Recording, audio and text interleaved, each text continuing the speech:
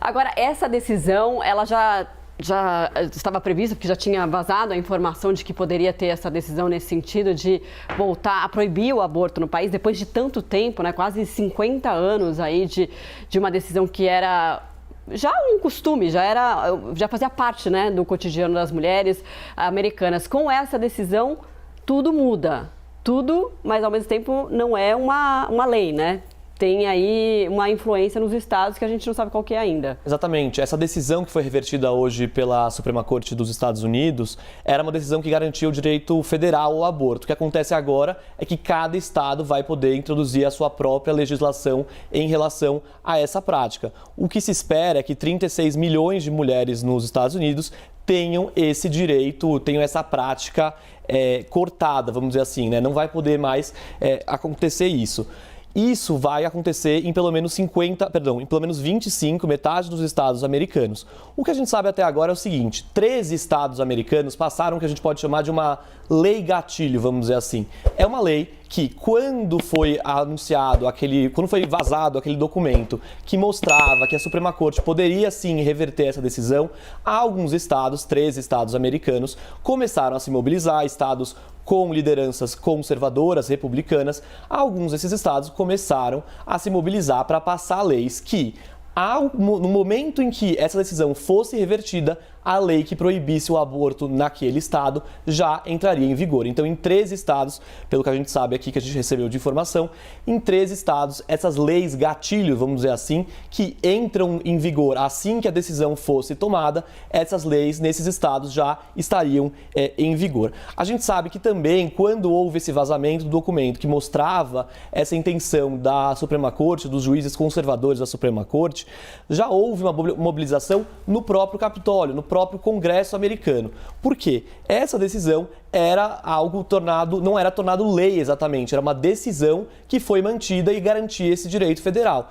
O que o Congresso americano tentou fazer naquela época, ali no começo de maio, um pouco depois do documento ser vazado, foi transformar essa decisão numa lei. Ou seja, que mesmo que a Suprema Corte fosse de fato reverter a decisão, ela estaria garantida pelo Congresso americano. Isso não deu certo, porque existe um grande impasse no Congresso americano, no Senado e na Casa dos Representantes, mas principalmente no Senado, né? A gente lembra, o sistema legislativo americano também conta com duas câmaras, o Senado e a Casa dos Representantes. A Casa dos Representantes seria o equivalente à nossa Câmara dos Deputados. Nessa época, então, tentou se transformar numa lei de fato, só que isso não andou, isso não foi para frente, por causa desse impasse entre republicanos e democratas, que a gente tem visto, inclusive, em várias questões na política americana. É só a gente analisar o que está acontecendo agora em relação ao controle de armas no país.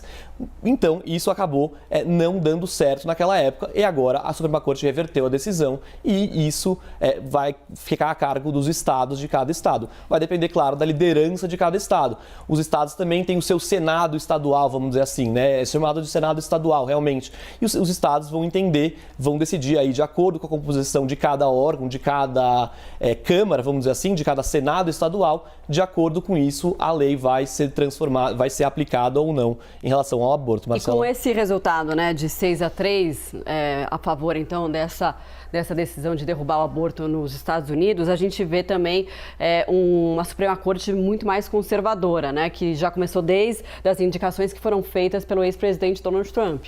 Exatamente. Assim como no Brasil, né, a Suprema Corte dos Estados Unidos, os juízes são trocados quando um morre ou é aposentado ou se aposenta, né, o mandato só acaba dessa forma e os presidentes vão indicando seus juízes. O presidente Donald Trump conseguiu indicar 3 juízes para a Suprema Corte, juízes naturalmente conservadores, e foram juízes que, claro, nesse momento da decisão, decidiram sim reverter esse direito federal ao aborto, né, que existia nos Estados Unidos até então. É aquela decisão da década de 70, né, de 1973, que estava em vigor até agora. Então, esses 3 juízes aí votaram a favor dessa reversão. Era o que mostrava aquele documento vazado pela Suprema Corte, foi vazado pelo site Político, que é um site de notícias políticas dos Estados Unidos, foi vazado no começo de maio e mostrava que sim, era um rascunho ali de uma decisão que eles planejavam tentavam derrubar isso. Agora, começa nos Estados Unidos, a gente vê as manifestações a favor e contra, comemorando ou criticando, rejeitando o que foi decidido pela Suprema Corte, mas começa nos Estados Unidos, você abre um debate nos Estados Unidos sobre se essa Suprema Corte, que tem maioria conservadora, com juízes apontados por Donald Trump, se esse órgão vai começar a derrubar outros direitos, outras questões dos Estados Unidos, vai começar a reverter isso. É o caso, por exemplo, do casamento de pessoas do mesmo sexo, também a questão do controle de armas. A gente teve ontem mesmo nos Estados Unidos uma decisão da Suprema Corte americana que abre caminho, na verdade, para que seja ampliado o porte de armas dos Estados Unidos. Então, aí fica esse debate agora sobre se é possível que essa corte, que é a Suprema Corte, derrube outras questões, volte atrás em outras questões que já foram decididas nos Estados Unidos, como é o caso do aborto. Então, decisão importante da Suprema Corte, que derrubou o direito, ao aborto.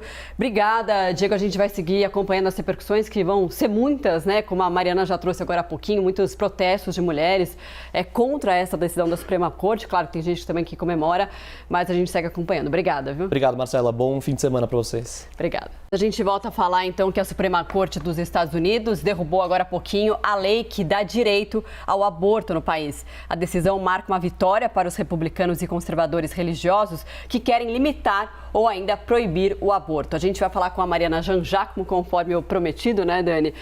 Que está com a gente ao vivo, direto de Nova York, para trazer essa informação importante, um cenário que muda dramaticamente aí nos Estados Unidos com essa decisão, Mari? Conta pra gente como essa decisão vai refletir nos estados, enfim, porque não é uma decisão, não é uma lei, é uma decisão que pode servir para embasar outras decisões jurídicas, Bom dia.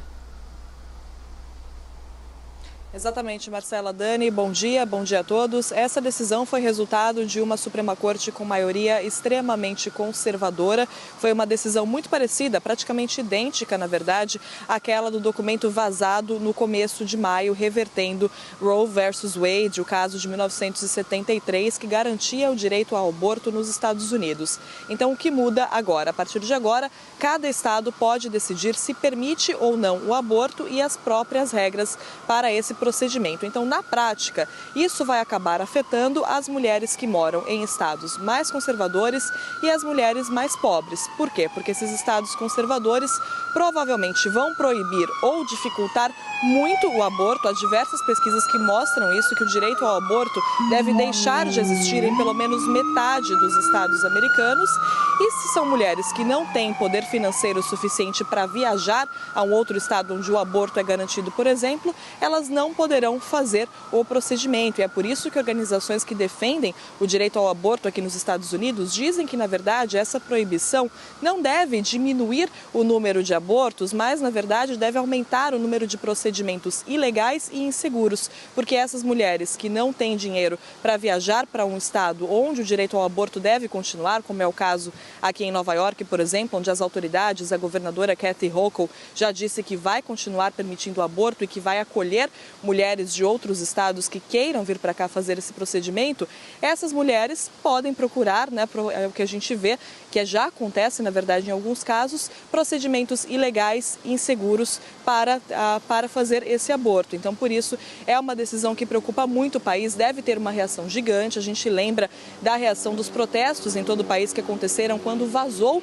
o documento, já anunciando a possibilidade de que a Suprema Corte iria fazer isso, iria derrubar Roe versus Wade. E aí eu queria chamar a atenção para uma coisa: a Suprema Corte é uma Suprema Corte com a maioria conservadora, que está anunciando nessa semana várias decisões conservadoras, como a de ontem, por exemplo, também derrubando a lei que proibia o porte de armas nas ruas aqui em Nova York. Mas lá atrás, em 1973, quando a Suprema Corte definiu Roe versus Wade, o direito ao aborto em todo o país, a Suprema Corte também era feita por juízes de maioria republicana, indicados por presidentes republicanos, e inclusive era uma Suprema Corte formada só por juízes homens, mas que garantiu o direito ao aborto, dizendo que na Constituição que a Constituição previa o direito à vida privada e que o aborto estaria incluído nessa questão da vida privada. Esse foi o argumento lá atrás, na década de 1970, para o Roe versus Wade, para garantir o direito ao aborto. E agora a Suprema Corte tem um entendimento diferente. E a preocupação,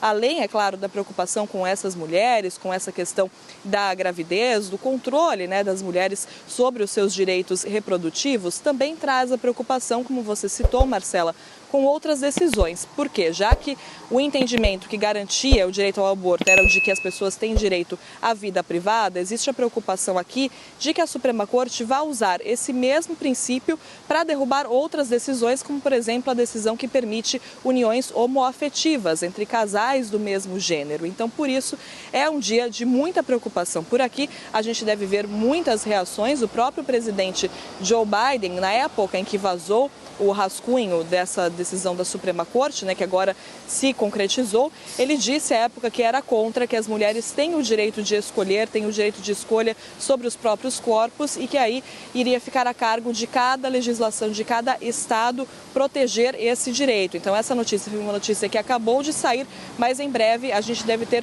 mais reações aqui no país e provavelmente protestos também, porque foi o que a gente viu em maio, quando surgiu essa possibilidade. E agora a gente está vendo que realmente a Suprema Corte foi em frente e derrubou essa decisão que garantia o direito ao aborto, lembrando, há 50 anos aqui no país. E eu só queria destacar também uma última coisa, que não é porque o direito ao aborto era garantido aqui que era fácil. Já não era fácil, porque alguns estados já buscavam brechas na lei, brechas nas regras para dificultar esse procedimento. Então, por exemplo, tinham poucas clínicas de aborto, as mulheres tinham que viajar longas distâncias, tinham que passar por diversas sessões, várias consultas com médicos, tratamentos para decidir se queriam mesmo passar por esse procedimento ou não, tudo feito de uma certa forma que poderia desencorajar a mulher. Então, já era difícil em alguns lugares fazer o aborto aqui no país. Mas agora, claro, vai ficar ainda mais difícil e realmente é uma decisão que deve afetar as mulheres mais pobres, com certeza. Marcela e Dani.